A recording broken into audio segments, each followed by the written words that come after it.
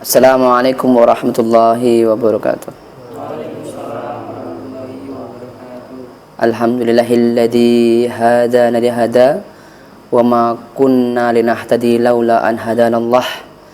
Nasyhadu an la ilaha illallah wahdahu la syarikalah wa nasyhadu anna Muhammadan abduhu wa rasuluhu la nabiyya wa rasulahu ba'dah. Allahumma shalli wa sallim ala Muhammad wa ali Muhammad amma ba'du fa ya ibadallah. Usikum wa iyaya nafsi bittaqwallah faqad fazal mu'minuna wal muttaqun. Wa qala Rasulullah sallallahu alaihi wasallam ittaqillaha haitsu ma kunta wa adbi'is sayyi'atal hasanata tamhuha wa khaliqin nas bi khuluqin hasanin. Alhamdulillah, pada kesempatan malam hari ini kita bisa bertemu kembali di majelis kita, majelis Mitra Taruna, ya ini Mas Kaji, malam Senin kajian yang sudah pekan keberapa ini belum dihitung, nanti coba dihitung pekan keberapa begitu. Ahlan wa sahlan bihudurikum, selamat datang atas kehadirannya teman-teman yang baru saja. Kita semua berdoa semoga teman-teman yang belum bisa hadir karena sakit segera Allah kasih sembuh. Teman-teman yang punya kepentingan, punya masalah, punya urusan, semoga Allah segera selesaikan urusannya. Dan insya Allah di minggu-minggu depan, pekan-pekan ke depan bisa bergabung kita dari majelis Mas Kaji kita, malam Senin kajian. Di pertemuan kemarin kita sudah belajar tentang jenis-jenis ilmu, pengklasifikasian ilmu, yakni yang pertama bahwa ilmu itu dibagi menjadi dua, yakni ilmu syar'i yang fardu ain dan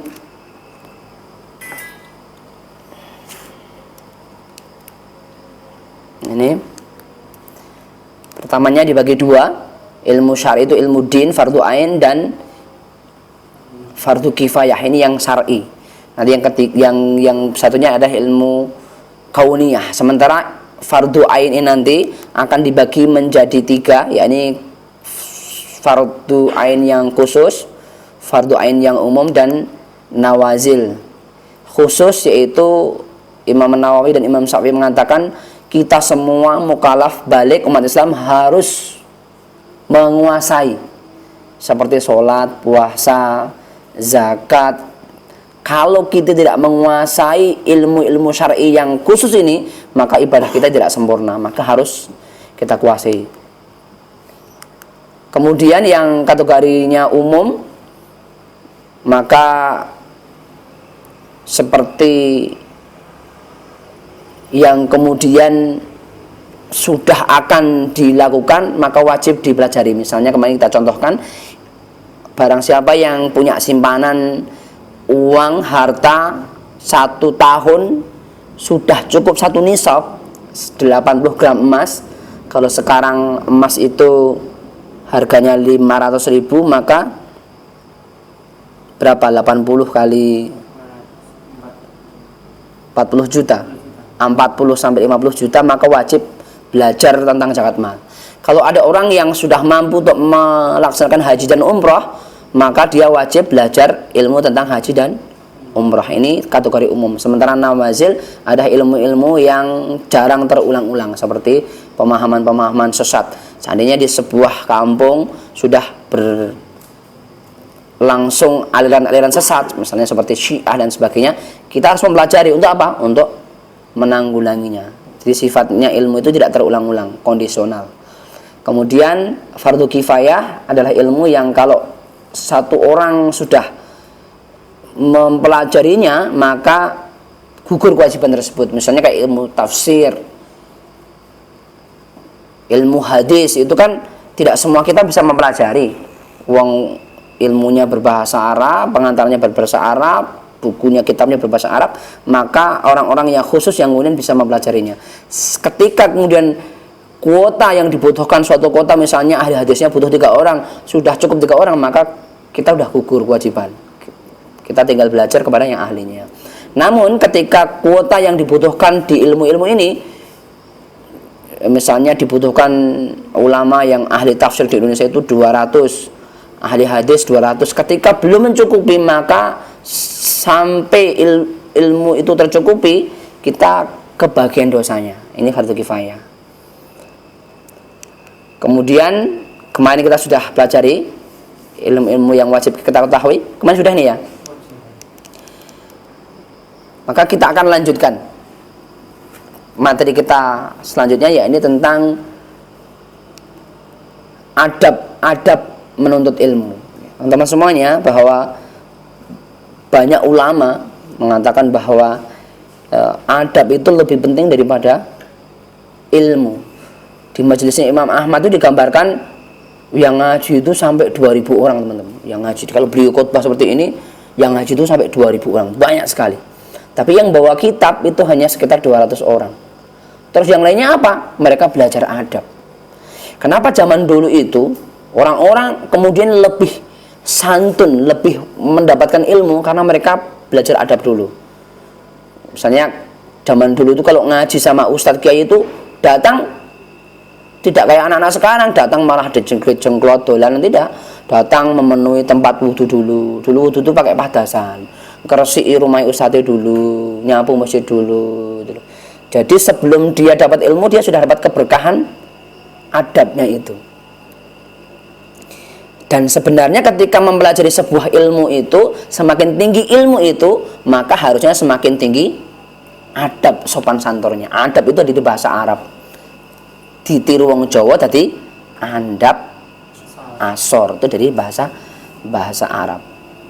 Dan ini lebih penting, teman-teman. Makanya kalau kita lihat orang-orang dahulu tuh kalau ketemu ustadznya, gurunya, ulamanya dicium tangannya, saking menghormati. Kan beda sekarang. Lihat anak-anak sekarang, kasus-kasus yang terjadi di TV di mana-mana itu. Berapa banyak anak-anak murid yang pukuli gurunya sendiri. Tidak berkah itu ilmunya, pasti.